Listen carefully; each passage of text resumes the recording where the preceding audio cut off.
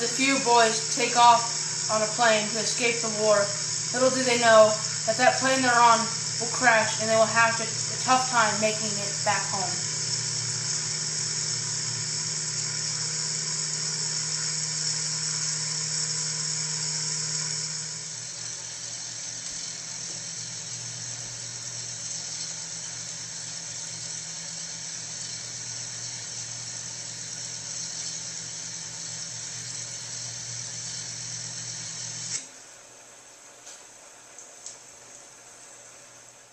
A fair-haired boy lowers himself down some rocks toward a lagoon on a beach.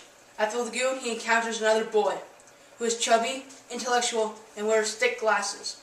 The fair-haired boy introduces himself as Ralph, and the chubby one introduces himself as Piggy. Hey, wait a minute. I caught up. I can hardly move with all these stupid things. What is the man with the megaphone? There's an island. At least I think it's an island. There's a reef out to sea. But perhaps there are no grown-ups. There's grown-ups. What is your name? Ralph. My auntie told me not to run on account of my asthma. Asthma? I don't care what you call me. Just don't call me what they call me at school. What did they used to call you?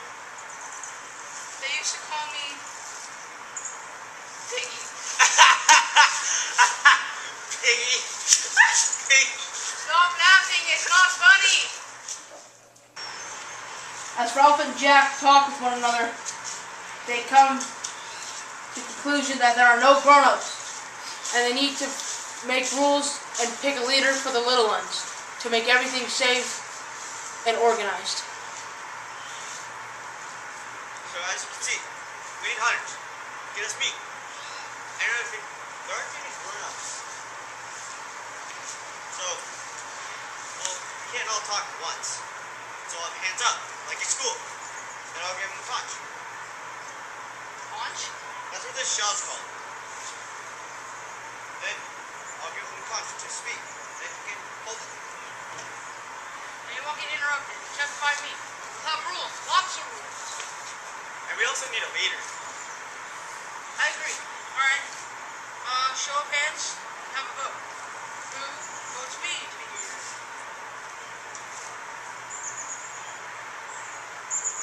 Okay. And who votes me to be leader?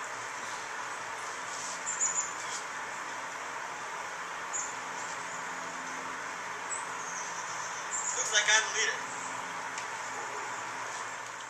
Amid the roar of bees in the afternoon sunlight, Simon found for the little ones the fruit they could not reach, pulled choicest from up in the foliage, passed them down into the endless, outstretched hands.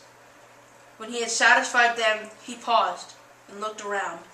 The little ones watched him inscrutably over the double handfuls of ripe fruit.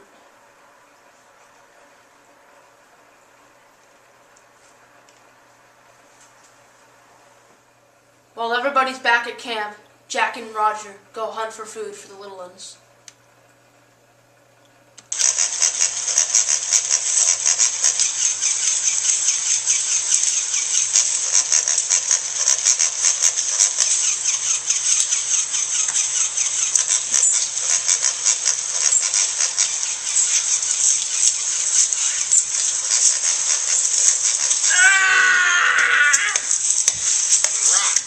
Kill the pig, cut his throat, spill his blood. Kill the pig, cut his throat, spill his blood. Kill the pig, cut his throat, spill his blood. Kill the pig, cut his throat, spill his blood. Sam looked at Eric irritably. The intensity of Eric's gaze made the direction in which he looked terrible. For Sam had his back to it. He scrambled round the fire, squatted by Eric, and looked to see. They became motionless, gripped in each other's arms, for unwinking eyes aimed at the two mouths open.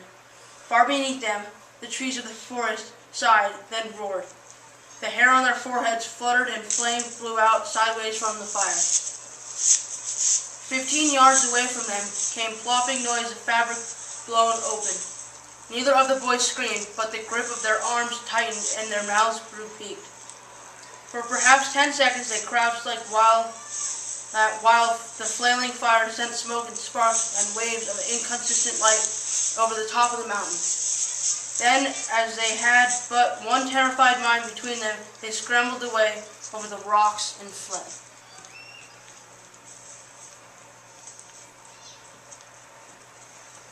Ralph found that he had a rock painfully gripped in both hands, found his body arched and the muscles of his neck stiff, his mouth strained open. We'll get back to where you came from. It's so big, Don't worry, you'll get back. I know, you'll get back safe. got a shit in your pocket?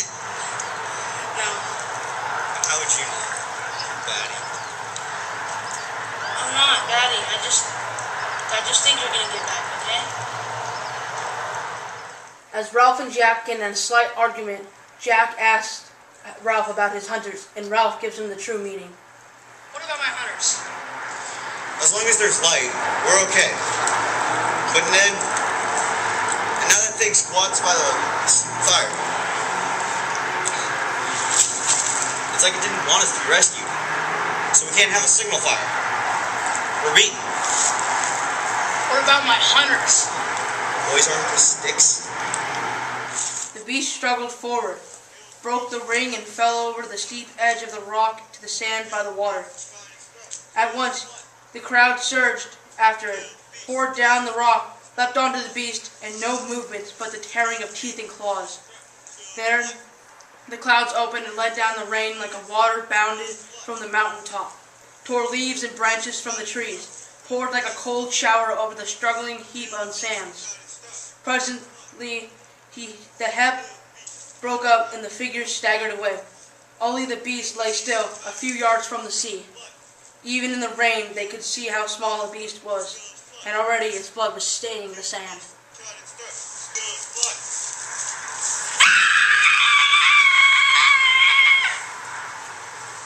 Now Simon lay dead in the brush.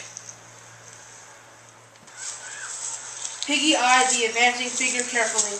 Nowadays, he sometimes found that if he removed his glasses and shifted the one lens into the other eye, but even through the good eye, after what had happened, Ralph remained unmistakably Ralph.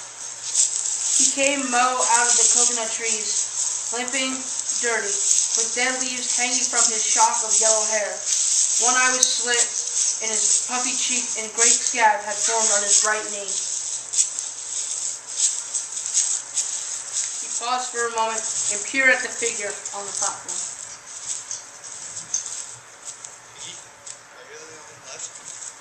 There's still some little ones. They don't count.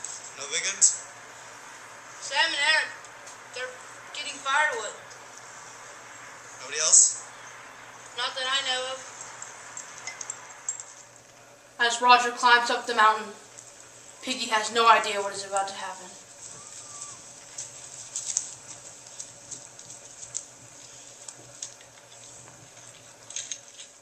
The rock struck Piggy a glancing blow from chin to knee. Piggy fell.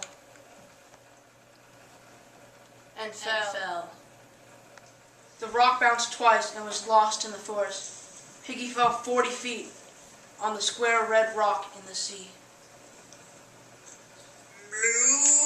Bluebird.